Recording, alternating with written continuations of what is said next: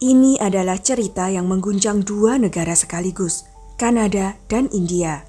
5 orang dari kedua negara itu kehilangan nyawa dalam keadaan misterius, membuat polisi terkejut ketika menemukan bahwa mereka semua ternyata saling terhubung dengan cara yang tidak terduga. Pada tahun 1983, seorang gadis muda bernama Parvez tinggal di Punjab. Dia dikenal karena kecerdasannya yang luar biasa dan kemampuannya dalam berbahasa Inggris. Sejak kecil, Parvez punya satu impian, yaitu menjadi seorang guru. Bagi Parvez, mengajar bukan sekedar profesi, tetapi juga panggilan hidupnya. Namun, hidup seringkali tidak berjalan sesuai harapan. Ayahnya punya rencana lain. Alih-alih mendukung impiannya, dia menjodohkan Parvez dengan seorang pria dari keluarga Singh yang tinggal di Kanada. Pria itu tampak mapan, dan ayahnya percaya bahwa pernikahan ini akan menjamin masa depan putrinya. Hati Parvez hancur. Dia ingin mengajar, bukan menikah. Tetapi dia tidak bisa menentang keinginan ayahnya. Dengan berat hati, ia menerima perjodohan itu dan meninggalkan segalanya demi mengikuti suaminya ke Kanada. Awalnya kehidupan di Kanada tampak menjanjikan. Suaminya memperlakukannya dengan baik, dan Parvez mulai menyesuaikan diri dengan lingkungan barunya. Namun, tidak butuh waktu lama sebelum wajah asli suaminya terlihat. Dia mulai menekan Parvez untuk bekerja, mengutamakan penghasilan daripada kebahagiaan rumah tangga mereka. Parvez pun terpaksa bekerja di sebuah ladang jamur, jauh dari kehidupan yang dia bayangkan. Pada 20 Juli 1985, Parvez melahirkan seorang putri yang diberi nama Harjeet.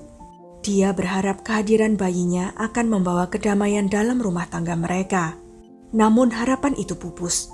Baru 6 bulan setelah melahirkan, suaminya sudah menuntutnya kembali bekerja, kali ini di sebuah pabrik.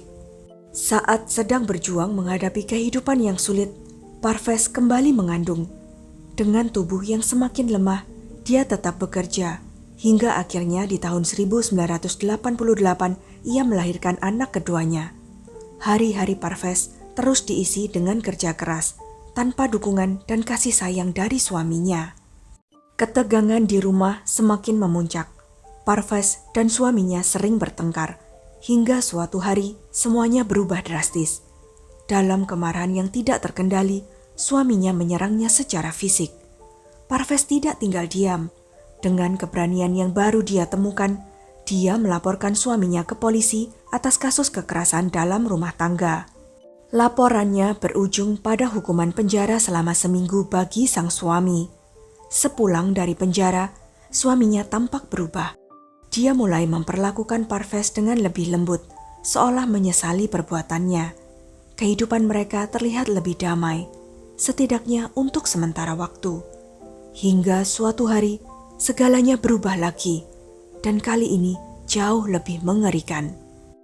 Pada akhir Januari 1995, Parvez tiba-tiba mulai mengalami rasa sakit luar biasa di seluruh tubuhnya. Dokter tidak bisa menjelaskan penyebabnya.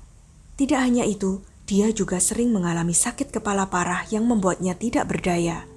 Putus asa mencari kelegaan, Parvez mulai mengkonsumsi banyak obat penghilang rasa sakit. Namun rasa sakit itu justru semakin menjadi. Hingga suatu malam, sesuatu yang mengerikan terjadi. Tiba-tiba tubuhnya kejang hebat. Rasa sakit seperti sengatan listrik menjalar dari giginya ke tulang belakang, lengan, hingga kakinya. Tubuhnya melengkung dengan cara yang tidak wajar, hampir seperti busur yang ditarik. Pemandangan itu membuat putri keduanya ketakutan setengah mati. Dengan panik, sang anak berlari keluar rumah, berteriak minta tolong. Para tetangga segera datang, hanya untuk menemukan Parvez dalam kondisi yang mengerikan. Tubuhnya melintir dengan cara yang mustahil, menggeliat di lantai, sementara ceritanya menggema di seluruh lingkungan. Melihat istrinya dalam penderitaan yang begitu menyiksa, suaminya terlihat benar-benar terpukul. Dengan tergesa-gesa, dia mengambil segelas air, sementara para tetangga berusaha menahan tubuh Parvez yang terus bergetar. Mereka kemudian memutuskan untuk segera membawanya ke rumah sakit. Di rumah sakit, para dokter berkumpul untuk mencari tahu apa yang terjadi. Namun tidak satupun dari mereka bisa menemukan penyebabnya. Semua tes telah dilakukan dan tidak menunjukkan apapun yang bisa menjelaskan gejala aneh yang dialami Parvez. Seiring waktu kondisinya semakin memburuk, hingga akhirnya dokter membuat keputusan berat. Mereka harus memasangnya pada alat bantu hidup. Itu adalah satu-satunya cara untuk memberinya kesempatan bertahan. Namun harapan itu sirna. Tepat pada 3 Februari, 3 hari setelah dirawat, Parvez mengembuskan nafas terakhirnya. Ia pergi meninggalkan dunia dalam misteri yang tidak terpecahkan. Kepergian Parvez meninggalkan duka yang mendalam bagi keluarganya, juga bagi keluarga suaminya. Bagaimana mungkin kesehatannya memburuk secepat itu? Ketika ditanya, suaminya mengungkapkan satu detail mencurigakan. Parvez sudah lama mengeluhkan sakit kepala parah dan mengkonsumsi obat yang diresepkan dokter. Apakah obat itu penyebabnya? Atau ada sesuatu yang jauh lebih mengerikan yang terjadi? 17 bulan kemudian, tanggal 23 Juni 1996, di kota kecil Hamilton, Ranjit Singh menjalani kehidupan yang bahagia bersama istrinya, Lochwin O'Cowell. Malam itu tampak seperti malam-malam biasa. Lochwin sedang mencuci piring di dapur setelah makan malam, sementara Ranjit bersantai di ruang tamu, duduk di sofa dan menonton TV. Namun tiba-tiba sebuah jeritan keras dan mengerikan memecah keheningan malam. Lochwin terkejut, jantungnya berdegup kencang saat ia berlari menuju ruang tamu. Apa yang dilihatnya membuatnya membeku di tempat. Tubuh Ranjit membungkuk dengan cara yang aneh. Wajahnya terpelintir dalam kesakitan, dan lengan serta kakinya bergerak liar, seolah-olah ia sedang bertarung melawan sesuatu yang tidak terlihat. Jeritan kesakitannya menggema di seluruh rumah, membuat ketakutan Lochwin semakin menjadi-jadi. Ia hanya bisa berdiri di sana, tak tahu harus berbuat apa. Dengan panik, Lochwin berusaha mengangkat tubuh suaminya, tetapi bobotnya terlalu berat. Dalam kepanikan, ia segera menelepon layanan darurat. Beberapa menit kemudian, ambulans tiba dan Ranjit segera dibawa ke rumah sakit. Para dokter bekerja keras melakukan serangkaian tes, tetapi hasilnya membingungkan. Tubuh Ranjit tidak menunjukkan luka atau tanda-tanda penyakit serius. Tidak ada jawaban yang jelas, dan mereka hanya bisa berspekulasi bahwa dia mungkin mengalami serangan jantung, meskipun mereka tidak dapat memastikan dengan pasti. Dalam keadaan bingung dan putus asa, Lochwin menghubungi keluarga serta teman-teman dekat Ranjit, termasuk rekan bisnisnya, Sukhwinder Singh. Sukhwinder sangat terpukul. Ia tidak hanya kehilangan seorang teman, tetapi juga seorang mitra bisnis yang dia percayai sepenuh hati. Kepergian Ranjit yang tiba-tiba membuatnya patah hati dan khawatir akan masa depan bisnis mereka yang kini berada dalam ketidakpastian. Namun semakin lama, semakin banyak pertanyaan yang muncul. Apa yang sebenarnya terjadi pada Ranjit? Beberapa waktu setelah pemakaman Ranjit, kehidupan perlahan berjalan kembali, meskipun dalam kepedihan. Sukhwinder Singh sebagai mitra bisnis yang tersisa mengambil alih kendali perusahaan mereka. Namun ada satu fakta mengejutkan yang terungkap. Ternyata Ranjit dan Sukhwinder pernah mengambil polis asuransi jiwa bersama senilai $200.000. Syaratnya sangat tidak biasa. Jika salah satu dari mereka meninggal, uang asuransi akan diberikan sepenuhnya kepada yang masih hidup. Mereka menyetujui perjanjian ini sebagai perlindungan bisnis jika salah satu dari mereka mengalami kecelakaan fatal. Setelah kematian mendadak Ranjit, uang asuransi itu seharusnya diberikan kepada Sukhwinder Singh. Namun sebelum dana bisa dicairkan, perusahaan asuransi mewajibkan penyelidikan penuh untuk memastikan tidak ada unsur kecurangan atau tindak kriminal. Seorang penyelidik klaim dari perusahaan asuransi, Cliff Elliott, ditugaskan untuk menangani kasus ini. Ia bertugas meneliti semua aspek kematian Ranjit sebelum menyetujui pencairan dana. Tidak ada yang menyangka bahwa penyelidikan ini akan mengarah pada suatu fakta yang mengerikan. Cliff Elliott tiba di rumah Sukhwinder Singh di Hamilton untuk memverifikasi klaim asuransi. Seperti biasa, ia memeriksa semua dokumen dengan teliti. Tidak ada kejanggalan, semua tanda tangan lengkap, tidak ada kesalahan dalam berkas dan kasus ini tampak sederhana. Namun saat Cliff duduk di ruang tamu, matanya tertuju pada sesuatu yang membuatnya tertegun. Di dinding rumah tergantung sebuah foto guru Nanak yang dibingkai dengan indah dan ditempatkan dengan penuh kehormatan. Pada pandangan pertama, itu tampak seperti foto biasa, tapi ada sesuatu yang aneh. Cliff merasa pernah melihatnya sebelumnya. Otaknya segera mengingat kembali sebuah kasus yang ia tangani lebih dari setahun lalu. Kematian misterius seorang wanita bernama Parvez. Saat menyelidiki klaim asuransinya, ia juga melihat foto guru Nanak yang sama, ukuran, bingkai, dan warna yang identik tergantung di rumah wanita itu. Saat itu, Parvez meninggal dalam keadaan misterius dan suaminya yang mengklaim uang asuransi setelah kematiannya tak lain adalah Sukhwinder Singh. Cliff Elliot membeku. 2 kematian, 2 klaim asuransi dalam jumlah besar, dan 1 pria yang sama yang mengklaimnya. Ini bukanlah kebetulan. Rasa curiganya semakin kuat. Cliff segera menghubungi kepolisian Hamilton dan membagikan temuannya. Polisi Hamilton segera tertarik. Situasi ini sangat tidak biasa, dan mereka sepakat bahwa kasus ini perlu penyelidikan lebih lanjut. Namun saat mereka mulai menggali lebih dalam, mereka menemukan sesuatu yang mengejutkan. Ternyata bukan hanya Parvez dan Ranjit yang meninggal dalam keadaan misterius. Ada 3 kematian lainnya yang juga terhubung dalam kasus ini. Untuk menangani kasus ini, polisi menugaskan 2 detektif terbaik mereka untuk mengusut semua kejadian dari awal. Saat mereka menggali lebih dalam, mereka menemukan pola yang mencurigakan. Sukhwinder Singh sering melakukan perjalanan ke India, dan setiap kali dia kembali, ada seseorang yang meninggal dalam keadaan mencurigakan. Untuk mengungkap kebenaran yang tersembunyi, para detektif menghubungi kepolisian Punjab di India. Mereka bekerja sama menyusun rencana perjalanan ke India, mencari jejak masa lalu Sukhwinder dan segala aktivitasnya. Ketika polisi India ikut turun tangan, sebuah fakta mengejutkan terungkap. Hanya 9 minggu setelah kematian istrinya, Sukhwinder menikahi seorang wanita bernama Sarabjit dari sebuah desa dekat Jalandhar.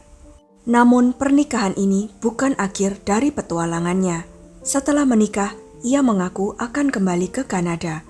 Tetapi nyatanya, ia malah menikah lagi dengan wanita lain, Khushwinder Pret dari Kapurthala.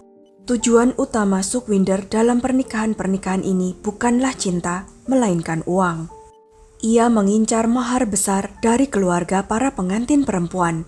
Dengan janji kehidupan mewah di Kanada, ia menipu banyak keluarga dan terus berpindah antara India dan Kanada, mengeruk keuntungan dari para wanita yang ia perdaya. Saat polisi menggali lebih dalam, mereka menemukan fakta yang mengerikan tentang istri kedua Sukhwinder, Sarabjit. Ia melahirkan bayi kembar laki-laki, tetapi tragisnya keduanya meninggal dunia hanya 12 hari setelah lahir. Ketika ditanya tentang penyebabnya, Sarabjit mengatakan bahwa kedua bayi tiba-tiba menunjukkan gejala aneh dan kesehatannya memburuk tanpa alasan yang jelas. Tragedi ini mengingatkan polisi pada kematian misterius istri pertama Sukhwinder dan juga kematian mitra bisnisnya Ranjit Singh. Seolah-olah ada pola yang terus berulang. Tak berhenti di situ, penyelidikan mengungkapkan bahwa istri ketiga Sukhwinder, Khushwinder Pret, juga meninggal dengan cara yang mencurigakan. Tetangga bercerita bahwa sebelum kematiannya, tubuh Khushwinder Pret menunjukkan tanda-tanda aneh, gerakan yang tidak biasa, dan reaksi yang sulit dijelaskan. Namun keluarganya memilih untuk tidak melakukan otopsi dan segera menggelar pemakaman sesuai adat. 5 kematian dalam waktu 17 bulan. Semakin lama, kasus ini semakin menyeramkan. Ketika makam bayi kembar itu digali kembali untuk analisis forensik, hasilnya mencengangkan.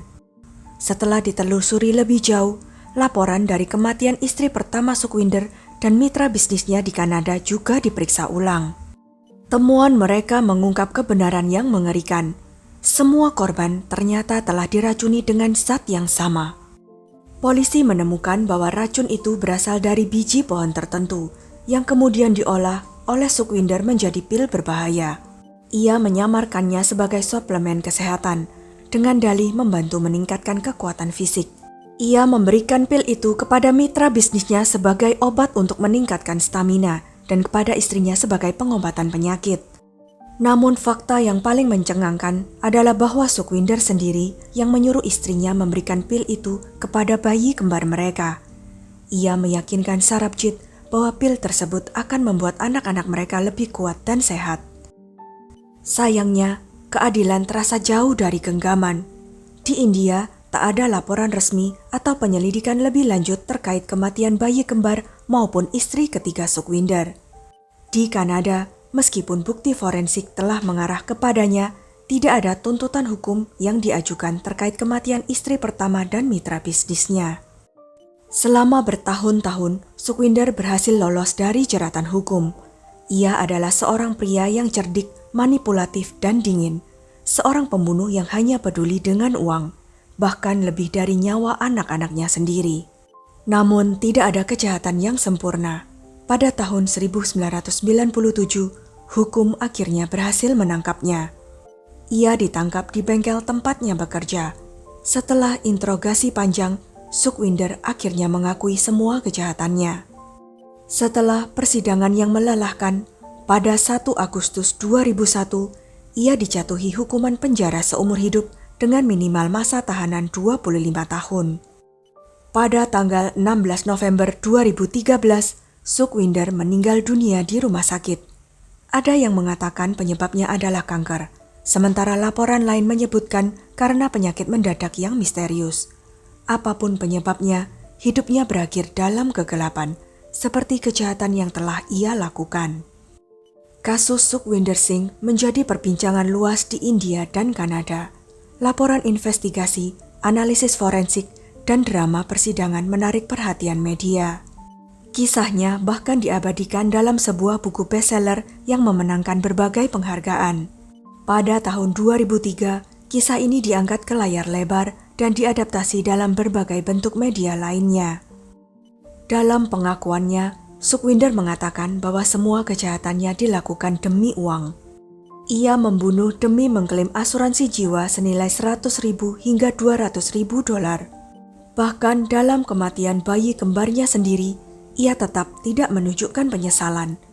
Ia mengatakan bahwa ia tidak ingin memiliki anak karena mereka hanya akan menjadi beban dalam mengejar kekayaannya.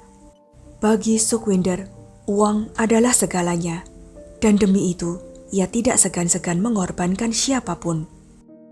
Sekian kisah kali ini. Jangan lupa untuk klik like, share, subscribe, dan komen ya pendapat kalian. Sampai jumpa lagi di video-video selanjutnya.